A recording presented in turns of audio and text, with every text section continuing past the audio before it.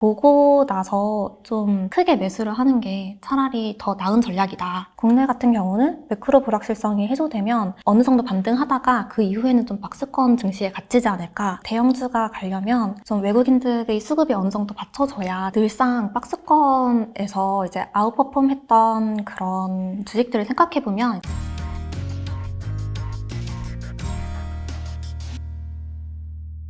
카서스 자산운용의 김명선 매니저님 모셨습니다. 안녕하세요. 안녕하세요. 간단하게 자기소개 좀 부탁드립니다. 네, 안녕하세요. 저는 현재 칸서스 자산운용에서 펀드 매니저로 일하고 있는 김명선입니다. 그러면은 한 몇 년 차 정도 되셨나요? 제가 올해 8년차 됐습니다. 8년 차면 꽤 오래되셨네요. 네.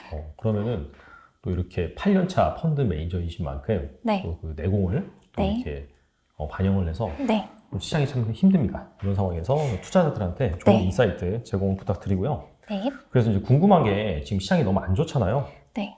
그래서 러시아와 우크라이나의 지정학적인 리스크. 제가 이거 진행을 하면서 이 말 너무 많이 하죠. 저도 약간 좀 지겹긴 한데 네. 아직까지 해소가 안 됐으니까. 그리고 여기에다가 중국의 도시 봉쇄 이런 것 때문에 인플레가 계속해서 장기화되고 있고 네. 그런 상황에서 지금 경기 둔화, 경기 침체 우려 이런 것까지 겹치고 있어요. 그래서 실제 이 경기 침체가 오는 것이 아닌지 뭐 이런 것들이 궁금합니다. 일단 저의 생각에는 경기 침체가 올 가능성은 좀 낮다고 생각을 하고 있는데요. 어떤 부분에서 그렇게 생각하는지 말씀드리자면 첫 번째로는 1분기 실적 발표가 이제 거의 마무리 국면에 접어들었잖아요. 1분기 실적을 보면은 사실 대부분의 기업들이 실적을 좀 잘 냈고 그리고 이제 기업들마다 조금 다르지만 대부분의 기업들이 그 가이던스를 상당히 좀 좋게 주고 있는 상황입니다. 그래요? 네. 그래서 이런 걸 봤을 때 전반적으로 기업들이 아직 경기 침체에 대한 우려를 안 하고 있기 때문에 경기 침체의 가능성은 좀 낮다고 생각하고 있고요. 또 두 번째로 말씀드리고 싶은 건 지금 현재 발표되고 있는 경기 지표들이 상당히 양호한 모습을 보이고 있어요. 이번 주만 해도 4월 시카고 여는 국가활동지수라는 지표가 발표되었는데 이 지표가 지난달보다 좀 더 개선된 수치가 발표가 되면서 여전히 경기는 확장 국면이다라는 걸 시사하고 있거든요. 그래서 이런 것들을 보면은 경기 지표도 여전히 괜찮고 또 바로 어제 FOMC 의사록이 공개됐는데 이 의사록도 보면은 경기에 대해서 연준이 굉장한 자신감을 여전히 유지를 하고 있어요. 그런 걸 보면은 경기 침체가 올 가능성은 조금 낮지 않나 라고 보고 있고요. 사실 제가 앞서 말씀드린 이 두 가지 이유가 어떻게 보면은 좀 후행적인 지표일 수 있어요. 왜냐하면 FOMC 의사록도 사실 4월을 바탕으로 이제 FOMC를 진행했고 그리고 그 의사록이 이제 5월 말에 발표된 거니까 그렇죠. 네, 좀 후행적일 수 있고 기업의 1분기 실적도 어떻게 보면 후행적인 데이터잖아요. 그럼 좀 동행적인 데이터를 보자면은 가장 많이 보는 게 미국 장기물 국채 금리를 좀 많이 보는데 10년물 말씀하신 거죠? 네, 10년물을 이제 주로 많이 보는데요.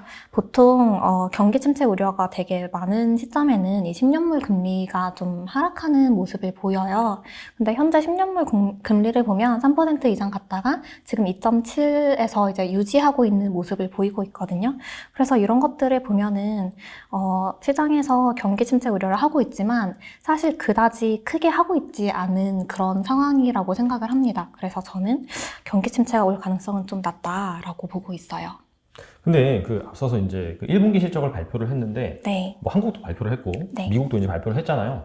한국 같은 경우에 좀 전반적으로 잘 나온 것 같고 대신에 미국도 잘 나온 것 같긴 하지만 한국 기업은 이제 가이던스 같은 걸 제시를 잘 안 하죠. 그렇죠. 미국 기업 같은 경우에는 가이던스를 대부분 다 제시를 하는 상황인데 어제도 마찬가지였어요. 네. 우리나라 시간으로는 오늘 이제 새벽이라고 볼 수 있는데 엔비디아 같은 경우에도 1분기 어닝 서프라이즈를 냈는데 향후 가이던스가 약간 좀 불투명하다. 그쵸. 그런 것 때문에 또 시간에 의해서 급락을 했잖아요. 네. 근데 이거와 같은 일들이 계속해서 벌어지고 있습니다. 뭐 월마트도 그랬고 그 다음에 또 며칠 전에는 스냅인가요?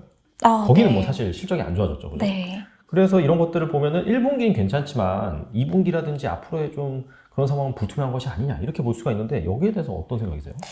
사실 지금 기업들이 실적 발표를 하는데 명암이 좀 뚜렷이 갈리는 상황이어가지고 그래서 투자자분들이 되게 걱정을 많이 하는데요.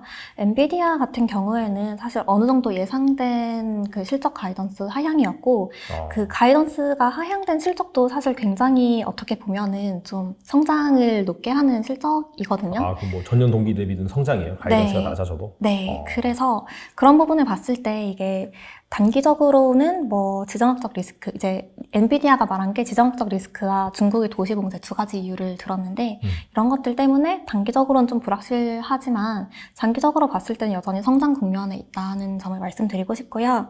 또 사람들이 되게 많이 우려하는 게 월마트나 타겟 같은 기업들의 실적에서 좀 많은 충격을 먹고 그리고 주가가 많이 하락하는 모습을 보였는데 월마트와 타겟 같은 경우도 저는 그렇게 부정적으로 보고 있지는 않아요. 그 이유가 뭐냐면 월마트랑 타겟의 매출액을 보면 매출액은 어닝 서프라이즈를 기록을 했습니다.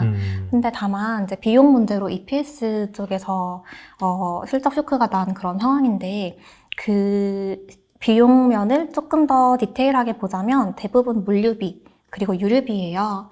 근데 사실 물류비는 지금 뭐 중국의 도시 봉쇄라든지 지정학적 리스크로 인해서 글로벌 공급망이 조금 좋지 않은 상황이어서 그런 측면에서 이제 비용이 증가한 걸로 보면 되고 그리고 어떻게 보면은 유류비도 이런 지정학적 리스크 때문이잖아요. 그래서 결론적으로 이 기업들은 매출은 여전히 성장하는 국면이니까 소비는 꺾이지 않았다라는 걸 증명을 하는데 이런 대외 불확실성 때문에 비용 측면에서 비용이 증가해서 실적이 쇼크가 난 거기 때문에 이런 대외 불확실성이 어느 정도 해소가 되는 국면이면 다시 좀 좋은 실적 성장이 일어나는 국면으로 갈 수 있다고 보고 있어서 너무 안 좋게 볼 필요는 없다라고 보고 있습니다. 그러면 반대로 말하면 지금 이제 시장을 끌어내린 네. 앞서 말씀 제가 드렸었죠? 네. 뭐 지정학적 리스크, 네. 중국의 도시 봉쇄. 근데 이런 부분들이 해소가 된다라고 한다면 충분히 반등할 수도 있다. 뭐 그렇게 볼 수도 있겠네요. 네. 그렇습니다. 근데 사실 뭐 러시아와 우크라이나 같은 경우에는 이미 이제 전쟁을 벌인 지 3개월이 좀 지난 것 같고 최근에 약간 평화 협상 그런 기류가 나온다는 뉴스가 나오는데 완전 양치기 소년이에요. 그런 얘기 계속 나왔는데 여전히 계속해서 진행 중이어서 네. 그 부분은 잘 모를 것 같고. 네. 근데 중국 같은 경우에는 어떻게 보세요? 중국은 이게 사실 제 개인적으로 봤을 때는 네. 좀 상당 기간 갈 것 같긴 하거든요. 네, 저도 중국에 대해서 지금 막 긍정적으로 말씀드리긴 좀 어려울 것 같아요. 근데 확실한 건 지금 봉쇄를 푼 도시도 있고 다시 봉쇄에 들어간 도시도 있고 이런 식으로 뭔가 움직임이 일어나고 있다는 건 좀 긍정적인 것 같거든요. 그래서 과거보다는 확실히 긍정적인 방향으로 흘러가고 있다라고 보고 있습니다. 근데 이제 제로 코로나 정책이다 보니까 네. 코로나가 안 나올 때까지 계속 한다는 거잖아요. 근데 이제 네. 우리나라뿐만 아니라 전 세계 모든 국가가 겪어봤듯이 이게 네. 사실 한 번 다 걸리고 어느 정도 집단 면역이 생겨야지 리오프닝이 가능한데 그런 걸 따져본다면은 사실 좀 힘들 것 같은데 어떻게 보세요, 이거는? 저는 언젠가는 사실 저희도 겪어봤듯이 언젠가 이게 시간이 좀 지나야 해결이 되는 문제라고 생각하는데 이미 중국도 도시 봉쇄를 한 지 몇 달이 지났기 때문에 좀 더 몇 달만 더 기다리면은 풀지 않을까라는 생각을 또 하고 있고요. 그리고 하반기에 중국 당대회도 있고 하기 때문에 계속 이런 봉쇄 정책을 유지하는 건 좀 쉽지 않을 거라고 보고 있어요. 뭐 민심이라든지 그쪽에서 계속해서 이제 부정적인 피드백이 나올 수 있으니까. 네, 그래서 그런 이벤트를 기점으로 좀 중국의 정책 변화가 있지 않을까라는 생각을 조심스레 하고 있습니다.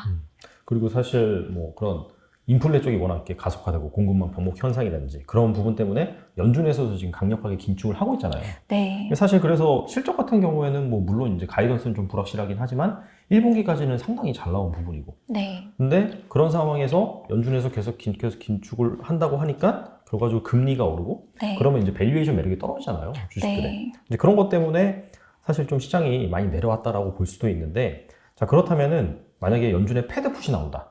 뭐 그러면은 시장이 안도를 하고 돌아설 수도 있다. 그런 얘기가 나오고 있긴 하거든요. 네. 근데 패드 풋이 뭐고 실제 그런 패드 풋이 나오면 확실히 좀 증시가 반등할 수 있을지 궁금합니다.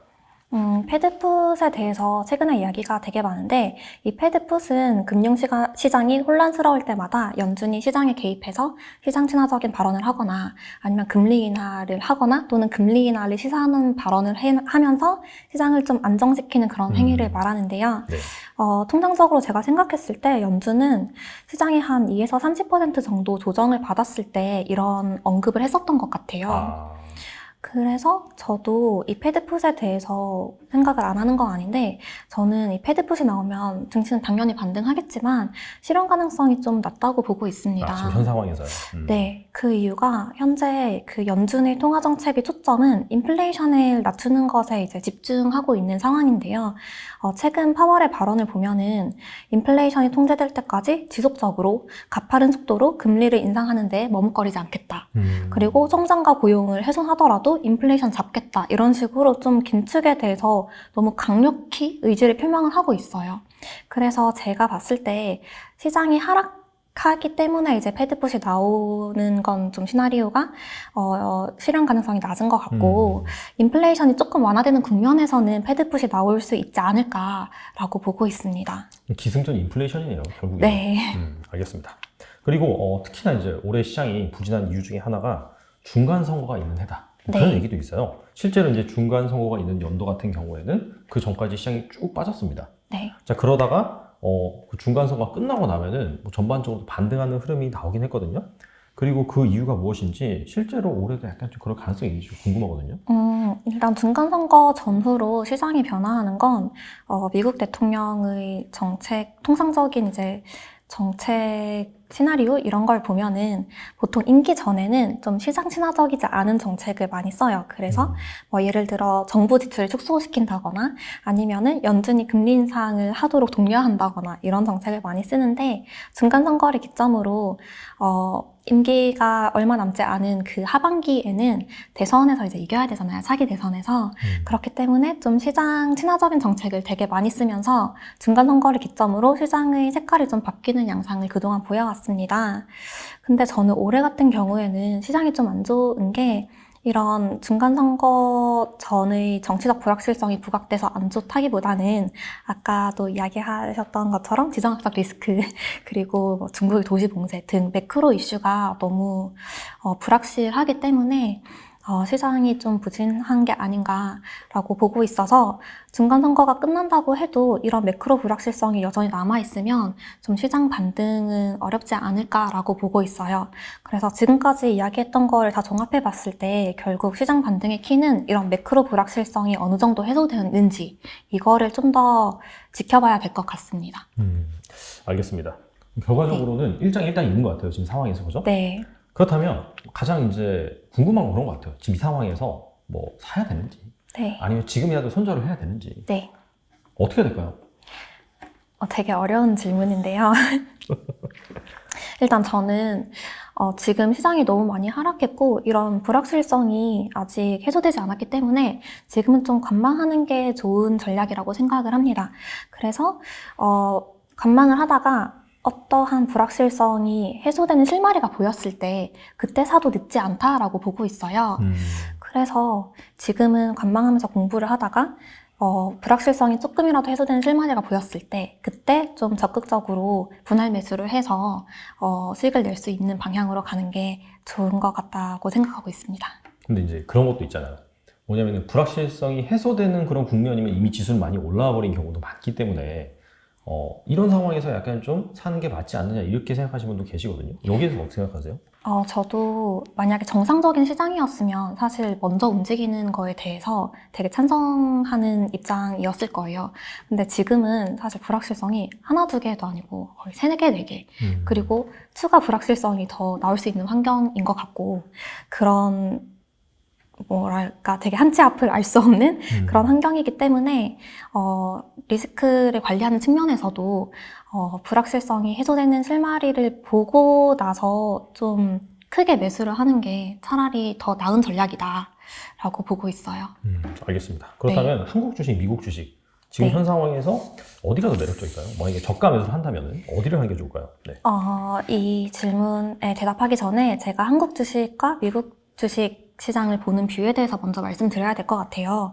저는 개인적으로 생각했을 때 한국 같은 경우는 매크로 불확실성이 어느 정도 해소된다고 하더라도 추세적으로 V자 반등이 일어나기는 좀 쉽지 않은 상황이라고 보고 있어요. 그렇게 생각하는 이유는 첫 번째로는 이제 현재 원달러 환율이 1260원대까지 1270, 80원 갔다가 60원대까지 내려와 있지만 미국이 앞으로 지속적으로 금리 인상을 할 예정이기 때문에 여기서 이제 더 내려가기는 쉽지 않을 것 같고 올라간다면 올라가지 않나 정말 잘해도 유지 정도 되지 않을까라고 전망을 하고 있습니다. 근데 이 원달러 환율이 중요한 이유가 외국인 자금 유입 때문에 이제 중요하게 보고 있는 건데 저희 국내 주식시장은 사실 외국인 자금의 힘이라고 해야 될까요? 이런 게 가장 되게 영향을 많이 미치는 그런 그렇죠. 시장이에요. 그래서 외국인 자금이 좀 적극적으로 유입되지 않는다면 V자 반등은 힘들지 않을까라고 보고 있고요. 또 그렇게 생각하는 이유 중 하나가 우리나라 같은 경우는 중간재 수출국입니다. 그래서 무역이 정말 중요한 그런 나라인데 만약에 대외 불확실성이 좀 해소됐다고 하더라도 지금 현재 세계를 보면은 좀 탈세계화 흐름이 나타나고 있어요. 이거는 좀 수출 경기에 악영향을 미치는 요소이거든요. 그래서 그런 측면에서 우리나라 주식시장이 좀 큰 부각을 받기는 어려울 것 같다라고 보고 있어서 국내 같은 경우는 매크로 불확실성이 해소되면 어느 정도 반등하다가 그 이후에는 좀 박스권 증시에 갇히지 않을까라고 보고 있고요. 반면에 미국 같은 경우는 좀 독립적인 시장이기 때문에 매크로 불확실성이 어느 정도 해소가 되고 경기 침체에 대한 우려가 좀 잠잠해지는 그런 국면에서는 V자 반등이 충분히 가능하다라고 보고 있어요. 그래서 정리드리자면 만약에 내가 박스권 장세에서 중소형주 플레이를 잘할 수 있다라는 분들은 제가 봤을 땐 한국 주식이 좀 더 유리할 것 같고요. 나는 지수 플레이나 대형주에 좀 강한 스타일이다라고 하면은 미국 주식이 좀 더 매력적이지 않을까 그렇게 보고 있습니다. 그 과거에 지긋지긋한 또 10년 박스권이 또 시작이 네. 되는 거예요, 그러면? 사실 이때부터 투자를 하신 분들은 아마 그 박스권에 되게 익숙할 거예요. 네, 한국 주식 하신 분들 맞습니다. 같은 경우에. 오히려 최근에 그 코로나 이후 그 급상승장? 그런 거는 사실 거의 뭐 경험해보지 못한 분이 많기 때문에. 그쵸. 근데 이제 궁금한 게, 장기간 박스권이라고 한다면 왜 그 중소형주를 주목을 해야 되죠? 늘상 박스권에서 이제 아웃퍼폼 했던 그런 주식들을 생각해보면 이제 좀 중소형주인데, 뭔가 탑다운 관점에서 업황이 좋아서라기보다는 이제 개별 실적이 좀 더 좋아져서 아니면 이 기업이 뭐 턴어라운드를 했다든지 이런 기업들이 좀 퍼포먼스가 좋았던 경우가 되게 많았어요. 그리고 이제 수급 관점에서 봤을 때 대형주가 가려면 좀 외국인들의 수급이 어느 정도 받쳐줘야 된다고 생각을 하는데 지금 외국인들의 수급이 좀 유입될 가능성이 낮은 상황에서 봤을 때는 이런 중소형주 플레이를 하는 게 훨씬 수급 측면에서 유리하지 않나라는 개인적인 생각입니다. 네. 알겠습니다.